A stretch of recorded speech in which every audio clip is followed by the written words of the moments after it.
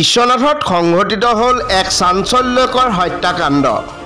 পত্নীৰ দাৰ ঘাপত প্ৰাণ গ'ল স্বামীৰ। উল্লেখ্য যে বিশ্বনাথৰ মিজিকাজান চাহ বাগিচাৰ হস্পিটেল লাইনৰ নিবাসী চন্দন কিষাণক আজি পত্নী অনিশা কিষাণে দাৰে ঘপিয়াই হত্যা কৰে। তাৰ পিছতে স্থানীয় লোকে ঘটনা সন্দৰ্ভত আৰক্ষীক জনায়। লগে লগে বিশ্বনাথ আৰক্ষীৰ দল ঘটনাস্থলীত উপস্থিত হৈ হত্যাকাৰী পত্নী অনিশা কিষাণক গ্ৰেপ্তাৰ কৰে আৰু মৃতদেহটো উদ্ধাৰ কৰি মৰণোত্তৰ পৰীক্ষাৰ বাবে প্ৰেৰণ কৰে।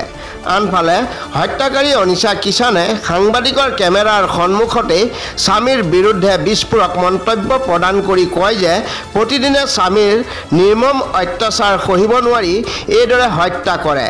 এই হত্যাকাণ্ডই সমগ্ৰ বিশ্বনাথতে চাঞ্চল্যৰ সৃষ্টি কৰিছে।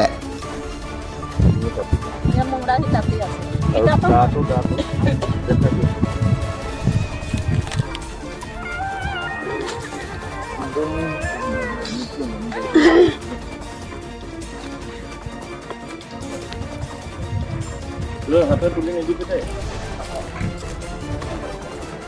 চুব নিদিব হা। ৰ'ব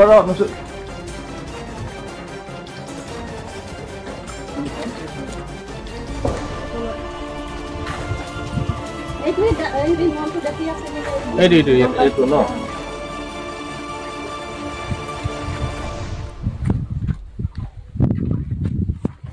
হস্পিটালতো কি হৈছিলে ঘটনাটো কওকচোন অকণ। মাৰপিট কৰি আছিলে, এইটো কাৰণে মই কাটি পেলাম। নামটো কি তেওঁৰ?